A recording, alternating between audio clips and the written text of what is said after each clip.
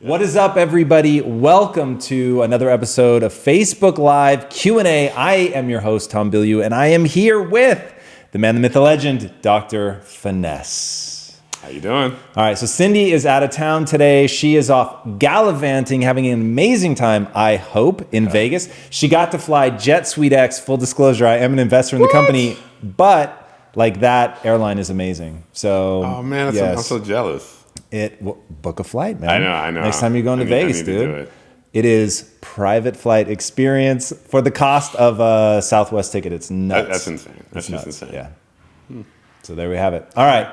But now let us dive in. What do we have? Are we doing like a, hey, share this and that whole thing? Do you have instructions, Dr. Finesse? I just have questions here. All right. Well, let's first say, so welcome everybody to the live feed.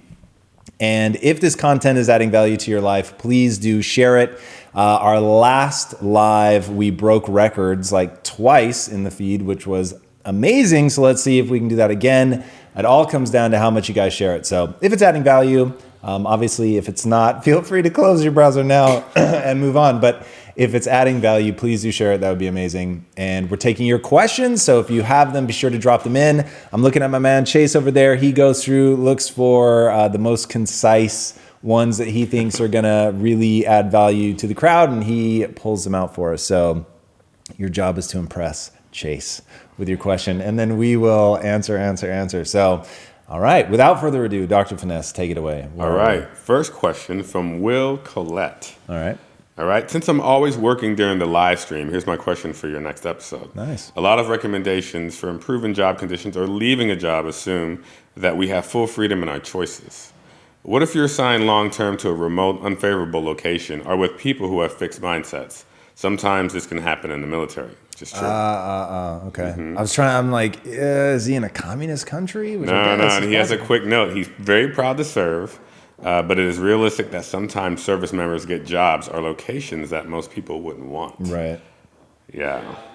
Yeah, no, I know who this is, but I wasn't sure if he was being cagey about the service part or not. Yeah. So yeah, Will's in the military. It's actually a pretty interesting post that he has, which that I don't know if he wants to discuss, so I won't, but certainly very interesting. So here's the answer. At the end of the day, you need to lead by example, and humans are resistant to change, so don't expect it to change overnight. But if you are there, you've always got a choice, right? So you can either give in to the fixed mindset and the way that people are looking and thinking negatively or whatever, or you can literally, what I would do is take pride in, like, I can be an island of a growth mindset. I can be in the middle of a bunch of people that have a very fixed mindset, and I can still choose to be in a good mood. It is an awesome time to practice not letting other people externally mess with your vibe, right? Because you always have that choice between stimulus and response, is like where the human existence is, like where you get to decide whether you're going to respond negatively, respond by recentering yourself around positivity or whatever. So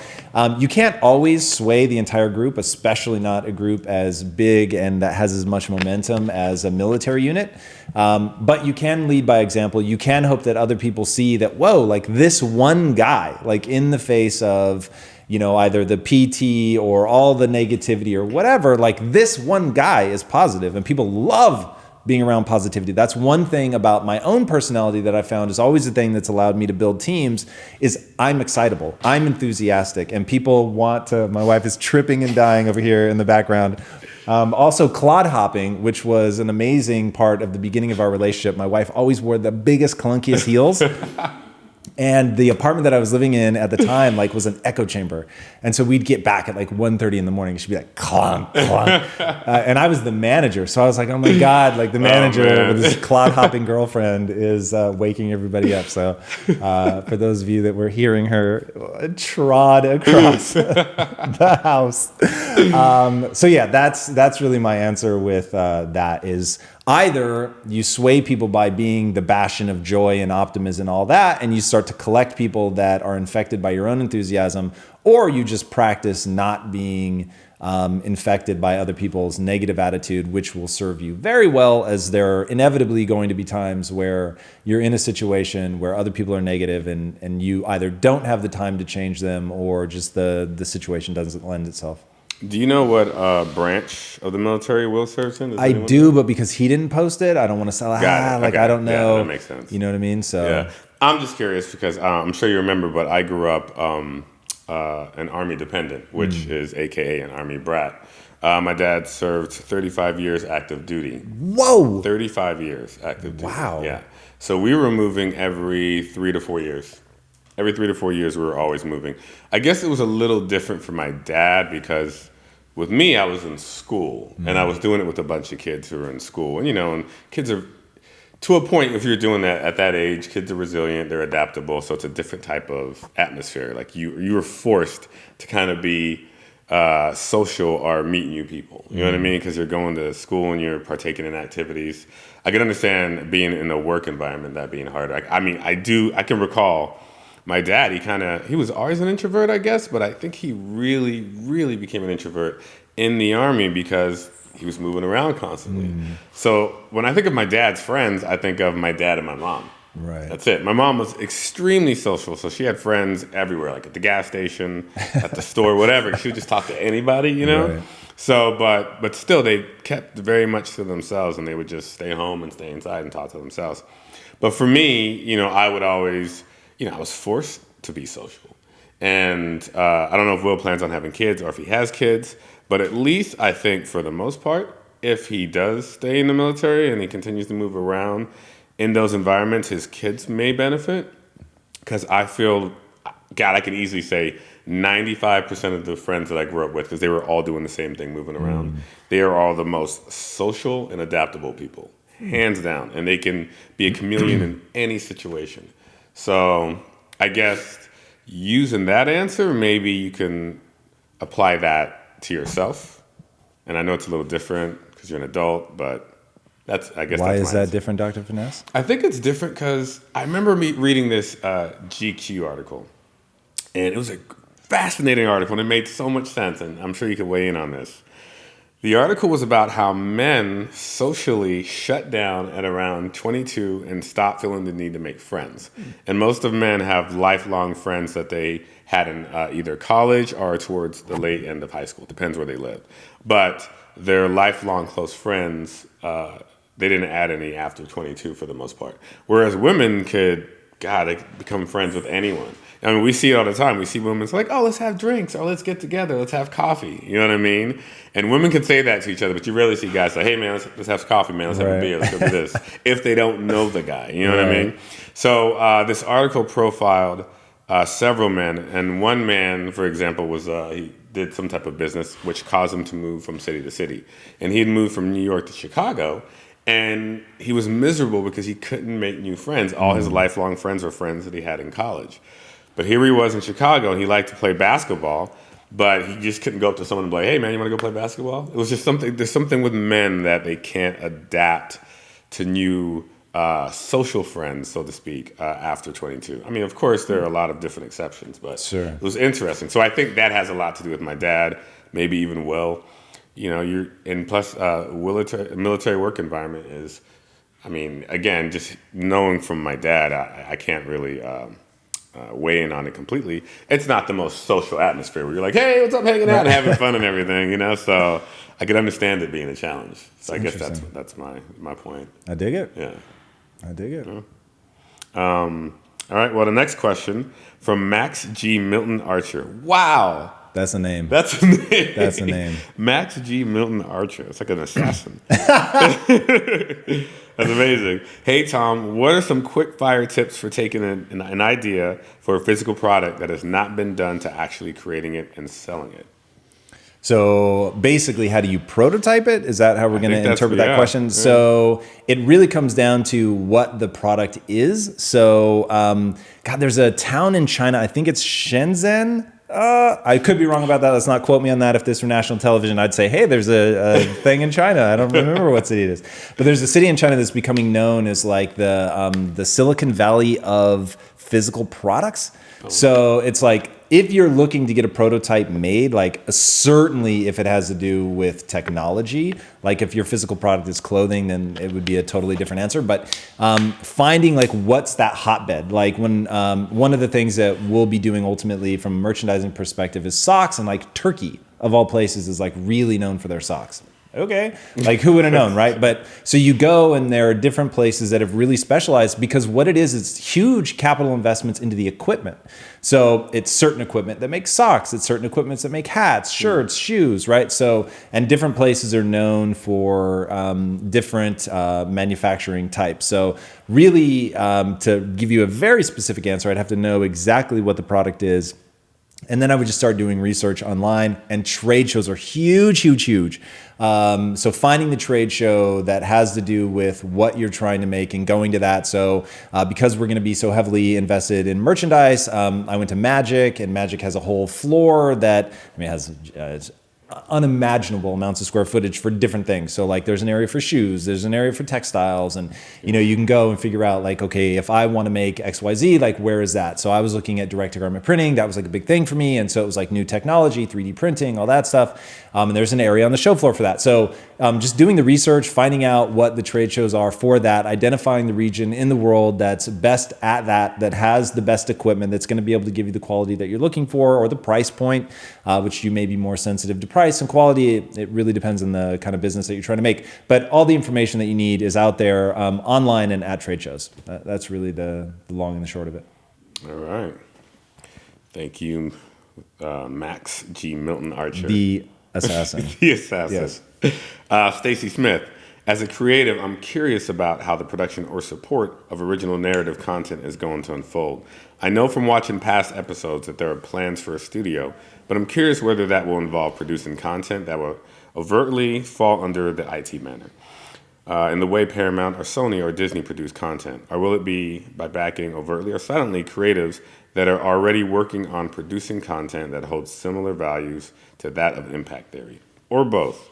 Or am I on the wrong track? Or neither? That's Stacey Smith. And she covered a lot of bases there. She did. And she also cited peace, love, and music. Peace, love, music. And before we started, we were talking about peace, love, and death metal. That's right. Yeah, I like that sign off. But the range of music could make that somewhat of a collision.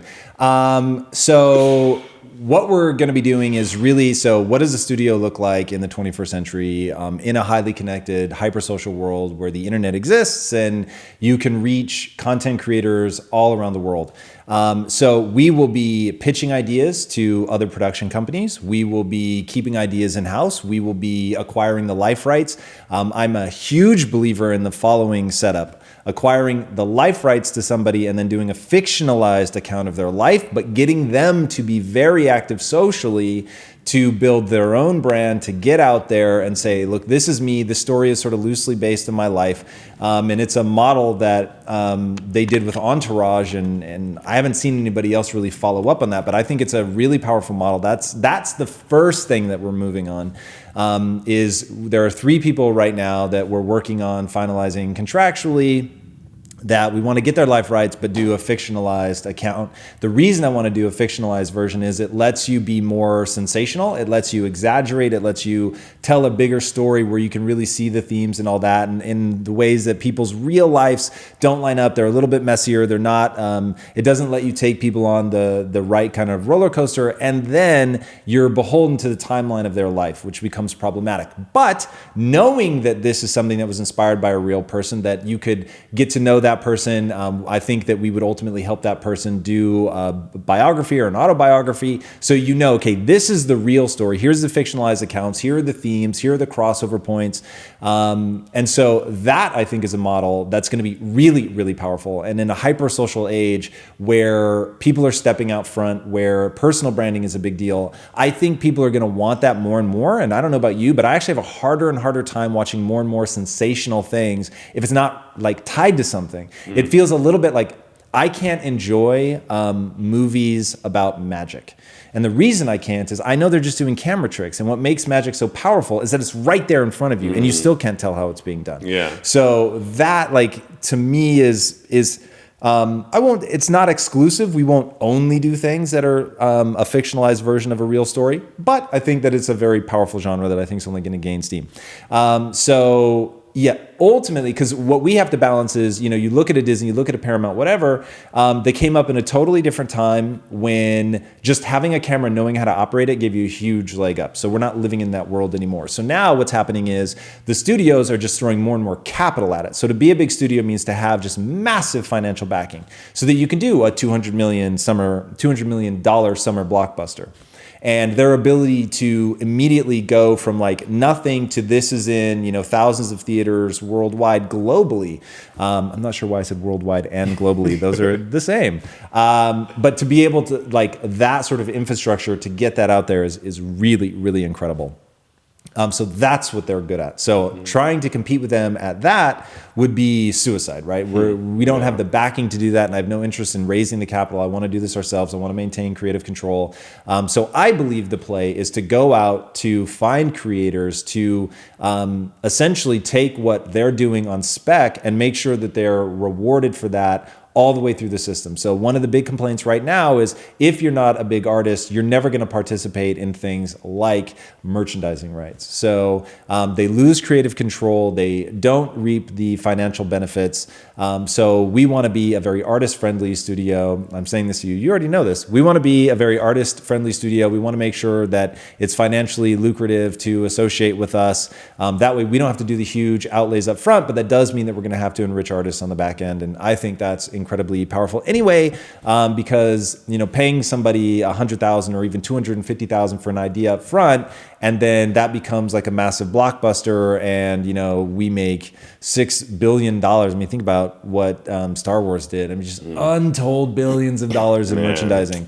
Right. So, and that's like a special case because he created all of that himself.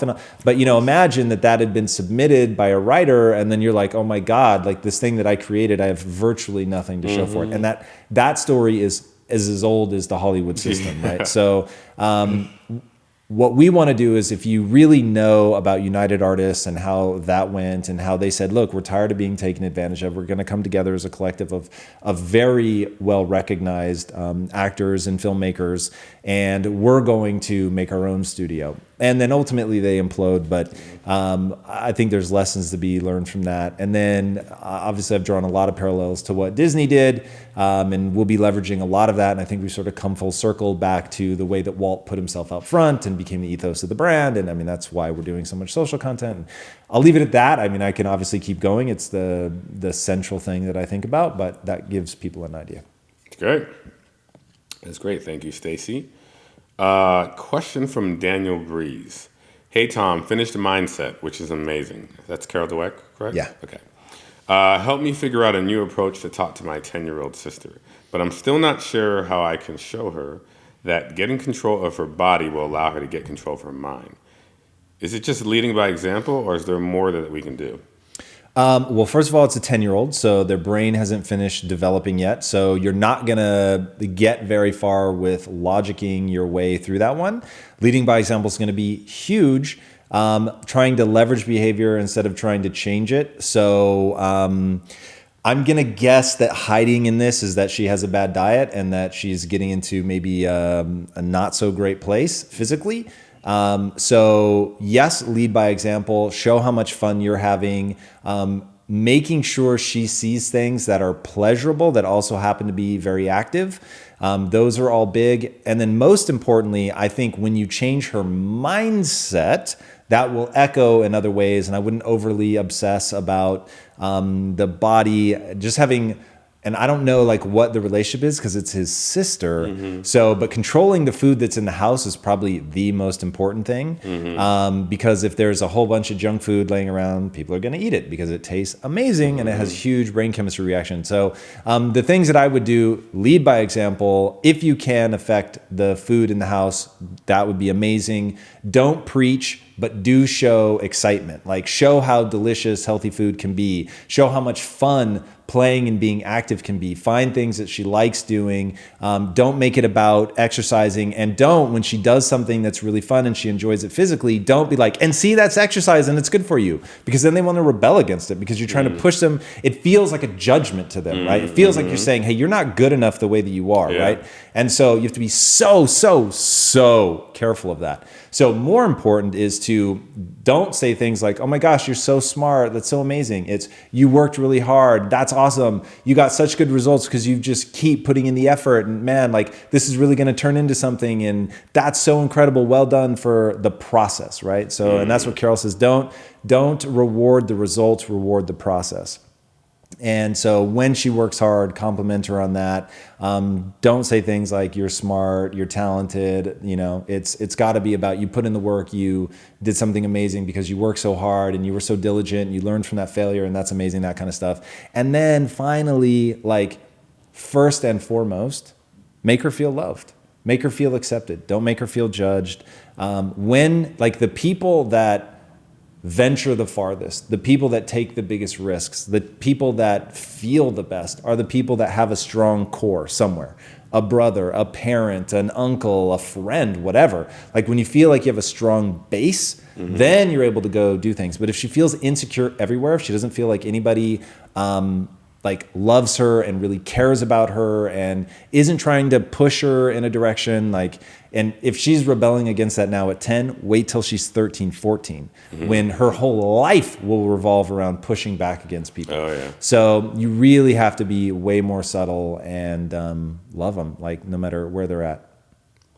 Fantastic answer. Fantastic. Question from Jumani Cabrera. Jumeni. Jumeni? I believe is where we Okay. came down on that one. Jumani. Sorry, Jumani. Jumani Cabrera says, Tom, you said that networking is super important to excel your business. I'm finally going to be diving in. So what advice do you have for that? Well, going to the right networking events. So going places where you're going to be able to meet people who are like-minded, going to places where, and because you framed it in the sense of business, like what is your business? Who are the kinds of people that you need to meet? Who are people that are either playing in that same space or tangential so that you guys, there's going to be some synergies to that. That's a big deal. Getting out there, getting over any social anxiety that you may have. I mean, this is literally to your point about making friends. And not trying to like get something out of every interaction. So the real key is when you talk to somebody, talk to that person. And this is really critical. There's nothing more obnoxious than talking to somebody who's doing this. Oh, yeah. Right? Where they're looking like, who's the more powerful person in the room than this person that I'm talking to? That is this city. Everywhere in this city. It's unbelievable. That's not good. It's human nature. Yeah. It's really ineffective as a strategy. Literally, I don't remember when I heard about this, but it was a very long time ago. I heard that Bill Clinton doesn't do that. Like when he talks to you, he's talking to you. And even though like, I mean, it's normally somebody sort of, that's not like on a political spectrum, right? They're just a guy. Yeah. And so they'll be telling the story and they'll be like, he was literally zoned in on me. Like we were engaged, like, and maybe we only talked for 5 minutes, but it was like for those 5 minutes, I felt like nothing else existed. There was no one else in the room. He was totally focused on me. And just thinking about the human animal and how good that feels, like what an amazing strategy. And so that's a big one. When I'm meeting new people, when I'm networking, when I'm talking to somebody, I'm talking to that person. And I just shut off to the rest of the world. And it's like, I want to get to know this person. And I am hyper aware. Yeah, I might be missing other opportunities. There might be somebody here that could blow my business up, that could launch me forward. But it is so detrimental to the people that you're talking to when you're always looking. Like it is play the long game. It is so much more important to have the reputation of like, I actually care about this person. I actually want to know something about this person. I want to learn about this person and to really, really engage with them. Like when that becomes your reputation, and sure, maybe that takes you 5 years to earn that reputation, like meeting after meeting after meeting, always doing that, always doing that, always doing that, missing out on opportunities. But let me tell you, the people that you connect with, you will connect with so much more powerfully and so for real, and they'll actually want to help you because it'll be a real connection. And versus if you're constantly trying to find that person who's the most powerful person in the room, when you get them and you try to engage, it's going to be awkward. And the chances that that person's doing the same thing, like looking, and you're not really building a connection is extremely high. So don't try to like close the $1 billion deal right now today. Try to be authentic, try to actually connect with people, try to deliver value to other people, and know that's going to come back to you in the most incredible way, in ways that you can't yet anticipate. And just be a good person. Don't be a dick. Like, right? Like that's such an important strategy. Like, be a real human being and actually connect with people. It's amazing how people forget that, though. I mean, I see people forget that. I just wonder what happened. And as for Bill Clinton, I can attest to that. I had the privilege of meeting Bill Clinton. Really? Yeah, he came when I worked for Tavis. Tavis interviewed him, and we did it at some hotel in Anaheim. I don't know why, but we all took a trip down to Anaheim. I remember for some reason we were in a white limo. Still don't know what we were doing in the white limo. I think it was some company that worked with the show, and they said, "Hey, take our white limo." And we rolled down to this hotel in Anaheim. And on Tavis, he interviewed a lot of politicians. So we had a lot of important people come to the show, ex-presidents, acting presidents. And when they came to the show, their security detail, Secret Service, would come like for 2 weeks beforehand. They'd show up probably 2 or 3 times. And they scout the area. They scout where they need to put people. They do background checks on everybody. I remember there's a coworker of mine. I don't know what she did, but she could never appear to any of these interviews. Anytime Jimmy Carter would come or anybody, she couldn't be there. Wow! I was like, what did she do? It was the craziest thing. Yeah. So it was always such a big deal, and you never quite knew how to approach them. Like if Jimmy Carter came, like he was very friendly, but just so many people around him. When Obama came, same thing, right? While he was an acting president? Obama was running, so he wasn't acting president, but they still treated him like that at the point. It was the same almost type of detail. And so we were thinking, we're just like, oh man, Hillary, same thing when she came. Same deal. So we were thinking, okay, this is going to be crazy at the hotel. The floor is going to be on lockdown, whatever. So we go upstairs to the room, and Bill walks in. And it's literally him. You guys are on a first name basis. I know, it's so funny. I Me and my boy. What's up, Bill? At this point, everyone calls him Bill. I don't know. There's something about him. Like, hey, what's up, Bill? But he walks in and he's with 2 Secret Service guys. That's it. And those guys, they were so aloof, just hanging out. And I remember I was afraid because I had a camera. I was like, do I take a photo? And no one even asked. No one checked. He went up to everyone individually, just like you said, every single person individually, and had something to say to you. Everyone. And I remember thinking, I absolutely love that. Absolutely love that. And I mean, in another quick tangent, another person who's just like that. Say what you will about Tom Cruise.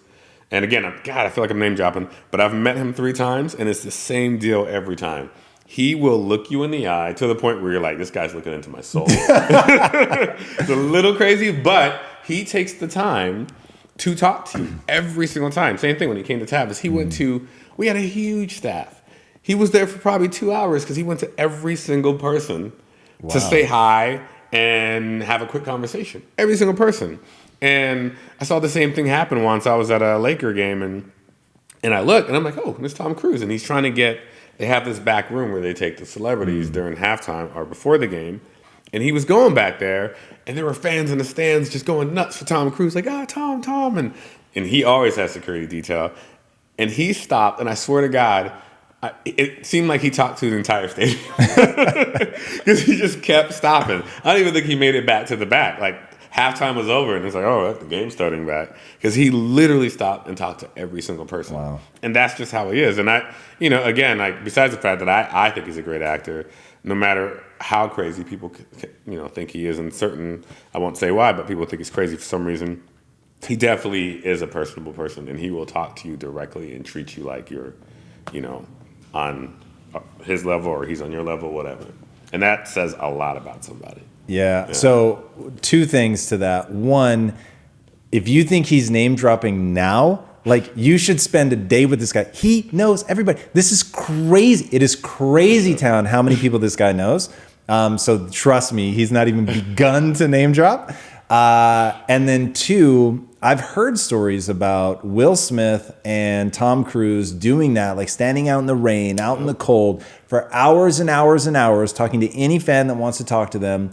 And I think it was Will Smith that said, the reason that he and I are the biggest global stars, and this was back when they were like at their height, he was like, the reason that we're the biggest global stars is because of that. Like that we're not, being ushered off. We don't come in the back and leave out the back. Like we go, we meet the fans. We don't take a single one of them for granted. And that's part of what plays into my notion of when I go speak, I will answer every question. If I have to stand there for 6, 8, 10 hours, whatever, it doesn't matter.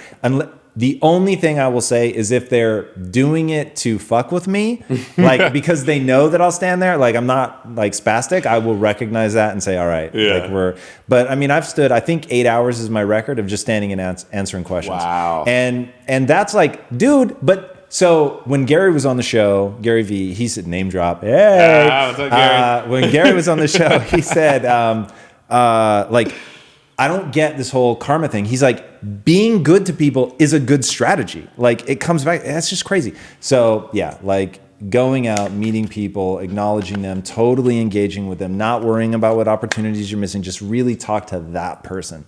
It's just a good strategy. And it feels good as a human, man. It just feels good. It feels good.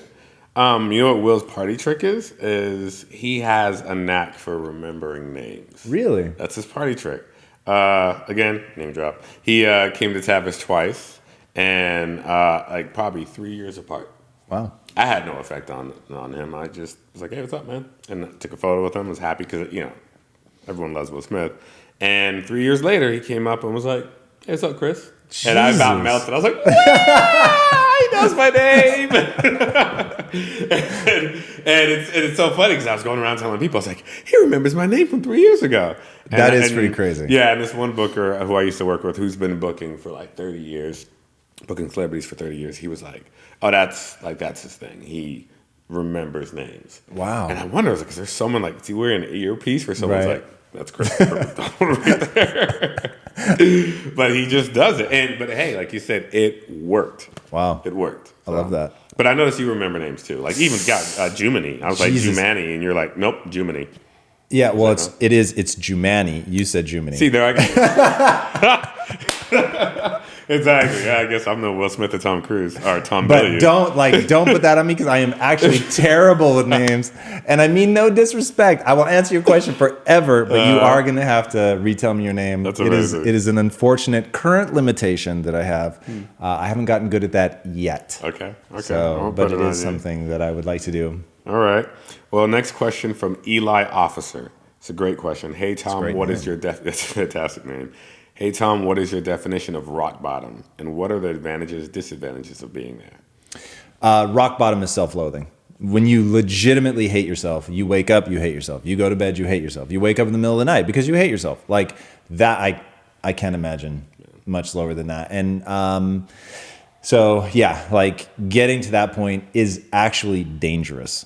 And so we've gotten to the point now where people reach out to me a little too frequently, saying like, hey, I'm in a really dark place and I don't know if it's worth like continuing. And my response is the same every time. Get help right now. Like you are gambling with your life, and that scares me. And the one thing that I'm grateful for is I have a rule about that. So I have like no fear that will ever be a thing for me because I recognize that it's temporary brain chemistry, and you may have wired it so that it feels permanent, but even that wiring can be undone. And if I were in a state like that, I would tell myself, this too shall pass. I know how permanent this feels right now, but nothing lasts forever. Nothing. Not good, not bad. And so you have to put in the work to undo the wiring, but recognizing that when you get into a state like that you're quite literally gambling with your life to not go seek help.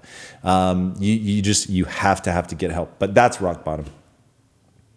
Sounds like rock bottom. And it's terrifying. I mean, I fortunately can say I've never reached rock bottom. I don't think I have, especially according to that definition. So it's a scary thought, that's for sure. Question from Joe Lee. Hi, Tom. You discussed harnessing rage with David Goggins. Is this rage purely at your own state of being and not rage you may feel at another person other than yourself? Thanks, from Australia. It could be either. There's definitely times where it's going to be outwardly focused, and what I want people to understand is there's so much power in certainty.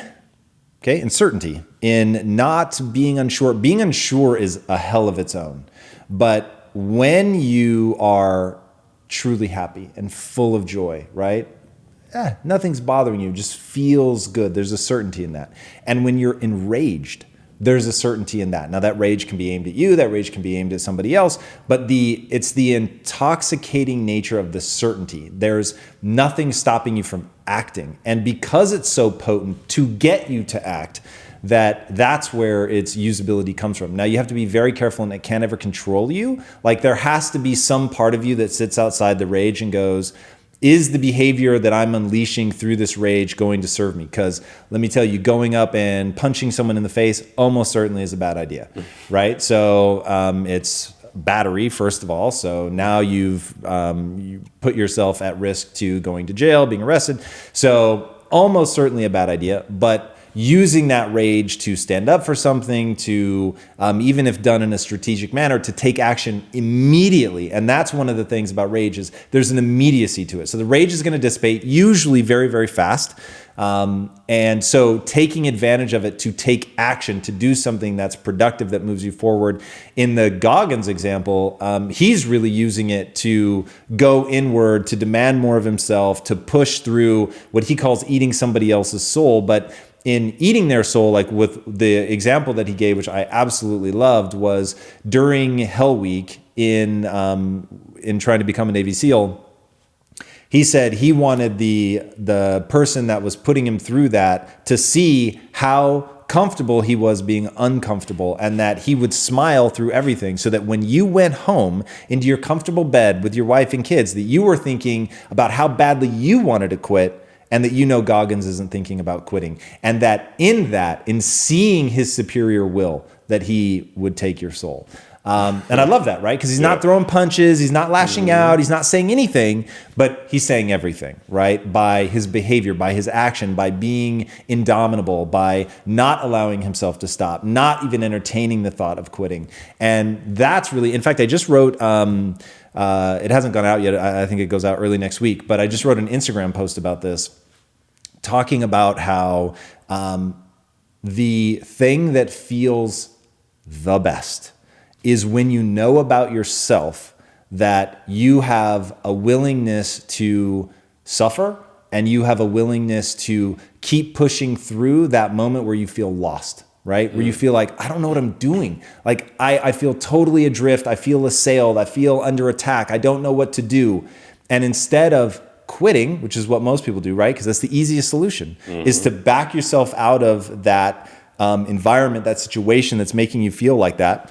And when you know about yourself that you're going to push through that, when you know that you won't back out, when you know that you won't quit, when you know that you're willing to suffer, like that is confidence. That is knowing something about yourself. But when in your quietest moments, in the deepest recesses of your heart, you know you might quit, like that sucks. And I've been there. And focusing on that, on conquering that, on knowing, okay, once I put myself in this, like I may be very careful about what situations I put myself in, because I know that I don't care enough to fight through whatever. But once I put myself in that situation, I'm not going to quit.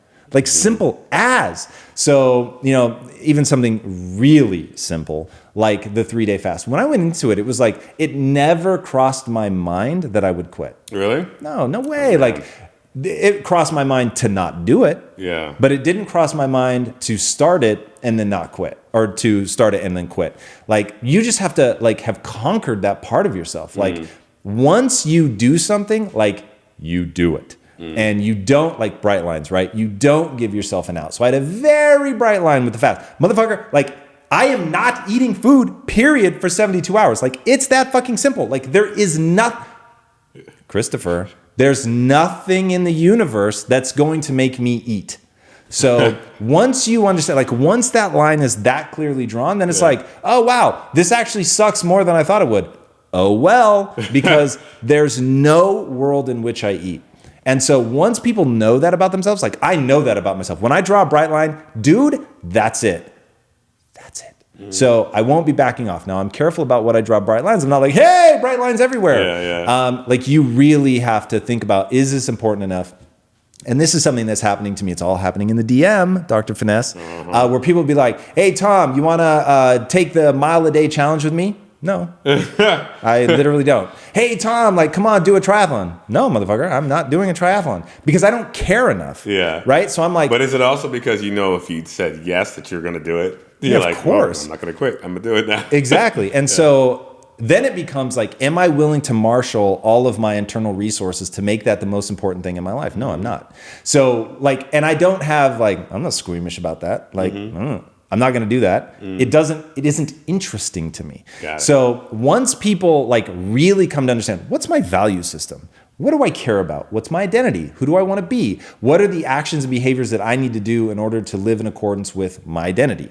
That's when you start putting the bright lines that make sense. That's when you're able to get to a point where it's like, yeah, I'm not backing off from this. And that is the real juice. Yeah, we have a couple upcoming guests. I won't say who, obviously, but where you had the flu. And I remember Lisa was thinking, okay, well, maybe we should cancel or reschedule. And you were like, no, I don't cancel. I don't reschedule. We're doing this. Yeah. And I remember thinking like, oh, man, because when I had the flu, I am a baby. I shut down.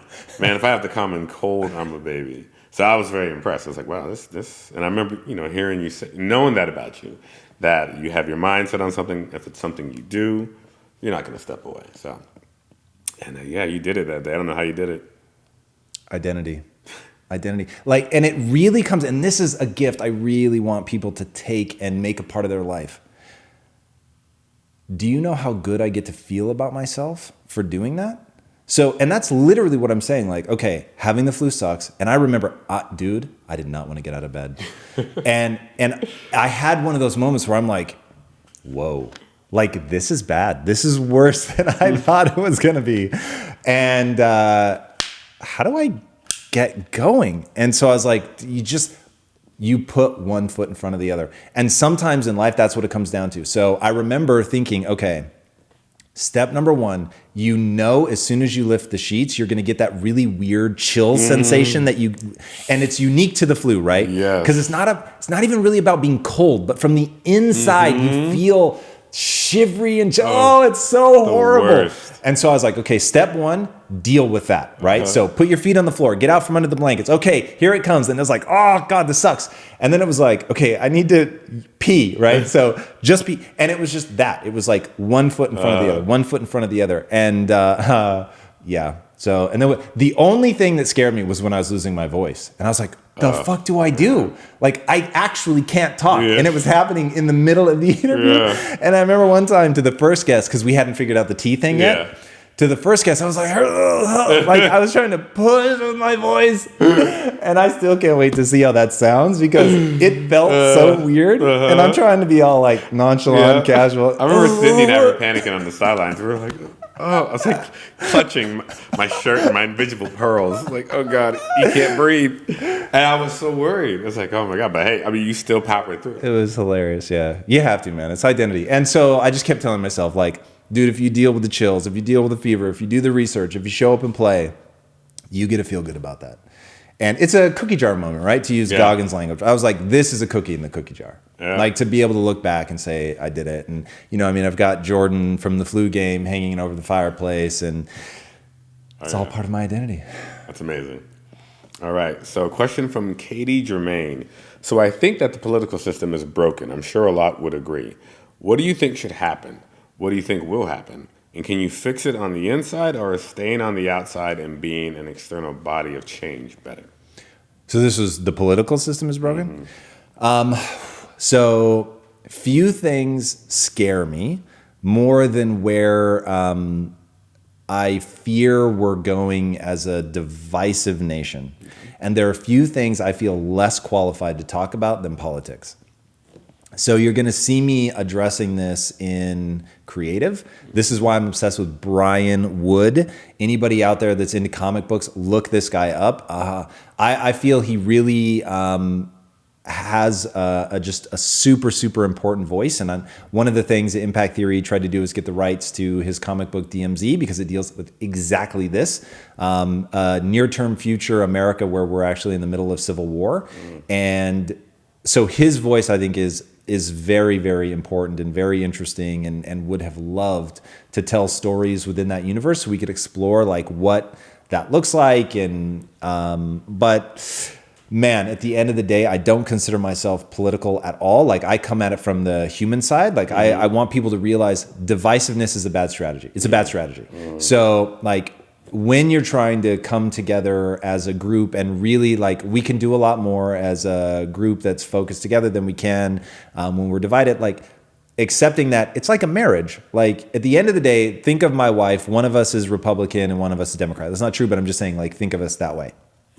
If that were true, to have a good marriage, which we'll call being in a successful country that's able to help its people thrive and do well, it doesn't do me good to heckle her, to try to trip her up, to want to see her fail, just so that my ideology is the prime ideology, right? It doesn't make sense. So like you need to support each other and you need to find ways to come together and what's a common ground and where do we make compromises that make sense, and like that to me, it seems like the critical thing. And because I am so wholly unqualified to talk on this subject, I will just reiterate that. But I haven't looked at it closely enough to understand, like, I guess it's because you have to get reelected. So it's like you have to pander to the people that can keep you in power. So it's like, God, I have zero answers. I don't spend a lot of, even though I say like it scares me like to see how divisive we're becoming, I don't spend a lot of time thinking about that, because I think if each and every one of us focuses on optimism, focuses on the beautiful things that we're trying to make come true, to go out and actually execute against those and make them come true, to help each other to do, we live in such a world where your access to other people and to get your ideology out there in a positive and uplifting way has been democratized. So every day, we can do this kind of stuff and reach people, help people focus on the positive, help people empower themselves, help people take control of their lives, understand what they need to do internally to be able to live the life they want. I really think that's the answer. And so I'm a one at a time at scale kind of person. So rather than try to fix the system, which I don't believe I'm not yet capable of doing that, because I put absolutely no energy into that, because I'm so invested and I so believe in building ideology in the form of narrative and giving that to people in a way that will help them empower themselves. And I think if enough people do that, that we can get past this stuff. That's that is my answer. Okay. But it's very much just sort of ignoring the system. I don't think there's a great quote and I forget by who, but it's, the way to build something new is not to focus your energy on tearing down the old. It's to focus entirely on building the new. So I'm much more interested in focusing on building the new, which I believe, social media gives us a big opportunity to get ideology out there without any gatekeepers. And I believe if that ideology is actually real and it helps people and it empowers them and makes them feel better, then it will spread like wildfire. And I'm banking on the fact that we will, in the not too distant future, have millions of people following what we're doing, that there'll be millions of tens of millions, hundreds of millions of lives touched by our content, not just the social content, but the narrative content that, and through the social commentary, we'll be able to help people extract the meaning from the entertainment. And that's really the play. And I think that's how you have global impact. Sounds good. I'm going to do a few shout outs right now. First from Leanne Smead from Cape Town. And then Mike. Is it always Leanne from Cape Town? Because we get Cape Town in here a lot. It's always Leanne? Dude, what's up, Leanne? Mad respect. Thank you. And Mike Burkhart. What's up, Mike? Mike Burkhart is a deep supporter of Impact Theory. Thank you. From Florida. And then Lau Martin from Bakersfield. Jared, that's Jared's stuff. Yeah. What does he call Bakersfield? Oh, God, what does Jared call God, he's got a name for it. I know, I always forget.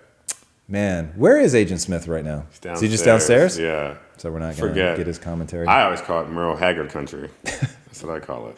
Because he's from Bakersfield, I take it? Originally from, I don't quote me on this, I don't think he was born there, but he moved to Bakersfield and he kind of created the Bakersfield sound, so to speak. Wow. And then when a lot of people associate that, West Coast country music, they attribute it to the Bakersfield sound, and Merle Haggard is certainly one of the pioneers. Wow. Not a lot of people know that you've got some country in you. Oh yeah, I love my country music. What's that festival you go to? Well, I've been to Stagecoach, but what I get invited to is I have a lot of friends in the country world in Nashville, and they come out to the music awards, country music awards, Actually, technically, it's the Academy of Country Music Awards in Las Vegas.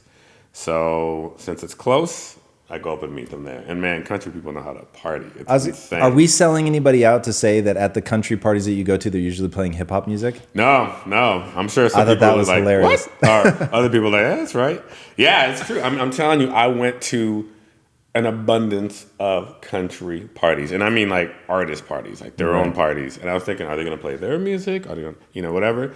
No, I'm telling you, 99.9, maybe 100%. It was hip hop. It's like, this doesn't make any sense. That don't make no sense. That don't make no sense. That don't make no sense. They were all playing hip hop music. But hey, it worked out for me, I guess. It's got a good beat, man. It drives. Makes you want to dance. But the funny thing is, if you look at a lot of current country music, especially what people would categorize as country pop music, there is hip hop and that popular country music, they do kind of bleed into each You other. sound crazy to me right now. No, they really do. I'm telling you, take a look. I actually afterwards, Your Body is a Back Road or whatever that song is. That's how there's zero hip hop in that, my friend. I love it, by the way. But. Yeah. I'll pull up some songs and show you. There's bleeding. And I'm just like, oh, I get it. All right. I get it. All right. David Diaz, he asks, what did you do when there were way too many distractions, taking you away from pursuing your passions, interests, and you have constructed so many for yourself to the point where they have taken over your daily life and seem so ingrained that you can't seem to think of a way to get rid of them? In other words, you have given them way too much misplaced importance, and they now seem essential. Questions like that are so interesting to me because he has the clarity. He knows what's happening. So here's a new analogy that has been worming its way into my mind. You're standing in a room. There's 1,000 doors. And people are paralyzed, the paradox of choice. They're paralyzed because there are so many options. So think of those doors, each one of them as an interest or a passion or whatever. What makes successful people successful is they'll shut 999 of those doors and only leave one. And with maybe there's a little twinge of sadness that, oh man, I'm not going to be going through that door. I'm never going to be a professional video game player. I'm sad about that. I'm never going to be an MTV VJ. I'm sad about that. But it's I'm willing to close. What are those? What are MTV VJs? I'm joking. Back in the day, man, That's when you and I grew up, yeah, it was they just don't exist anymore. that was the jam. Do they really not? I haven't seen MTV in so many years. I haven't, but every time I turn to MTV, I'm like, what is this? It's like some reality show or something. They don't even play music anymore. That's weird. It's weird. But shutting doors. You have to be willing to shut doors, and you have to be able to say, this is the priority. And people are really bad at that. And I think they're bad at that because they don't know the impact they actually want to have on the world. And that's why I end with that question in every impact theory interview.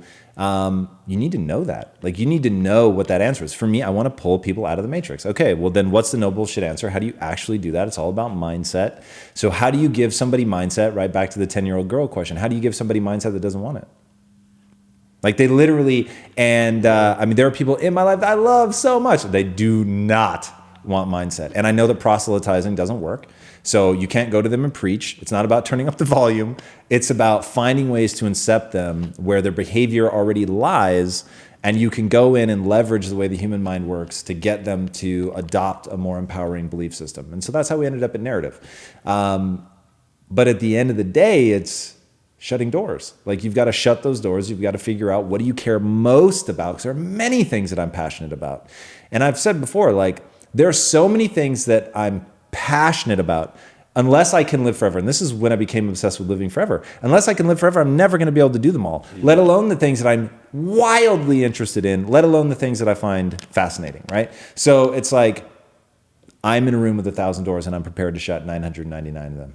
I've never heard that term or phrase, I should say, before, or that phrasing. And I love it. That's amazing. A room full of 100 doors. 1,000 doors. 1,000 doors, sorry. Just to really make it difficult. Yeah. You're going to shut 999 of them. And then walk through the last one. That's the thing. You have to walk through the door. It's amazing. The visual itself, you've heard me talk about this book that I love. It's this fiction book that came out this year, at the top of this year, called Dark Matter. Absolutely amazing. It's the author who wrote Wayward Pines, but it's an amazing book, and it's about a guy who gets trapped in this this box, and each door, like thousands of doors, leads to a parallel universe. And he's just trying to get back to his wife. So he has to figure out which door to go through. So that visual just reminded me of that. I love that. Yeah, it's amazing. So people probably don't know how obsessed you are with like parallel universes, time travel, all that, which I love. Did you ever see the movie The Cube? I think it's called The Cube. Yes, I did see the movie. It's like a late 90s indie film when indie films were still a thing. Yeah, that was interesting. It doesn't sound quite as interesting as what you're talking about. No, it was fantastic. And I feel like, although it's an indie film, it's something that could have been a blockbuster today, so to speak. Interesting. Yeah. Why do you think that? Just the concept. I feel like a lot of people are Did you have to put The Rock in it? Yeah. I mean, to make it a blockbuster, you kind of have to have like a big name. I think you're right. Or Kevin Hart. And you're like, wait, what's Kevin Hart doing in a movie like this? Or both of them. But yeah, I thought it was fantastic. Anything like that, I'm just obsessed with. I can't get enough of. The thing I liked about that was it was real ingenuity, right? It was one set. Yeah. It's a box. Oh, yeah. You show people crawl out, and then in reality, they're just crawling back into the same box, but they like change the colors a little bit. I thought, all right, that's smart. Yeah. And then it's literally a feature-length film of people stuck in a box talking.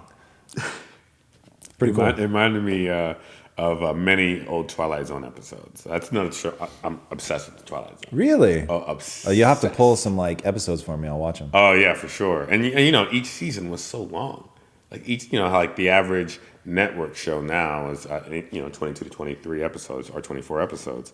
And the Twilight Zone, they churned out like 60 episodes a season. It was insane. Wow. It was nuts. So there's so many to watch, and they're all on Netflix now. Wow. Yeah. All right. Yeah. Name me if you all watch them. I will for sure. Question about the Gary Vee episode on YouTube from Joseph Savino. It is that smugness about my dissatisfaction that I often get criticized for, if not most of it.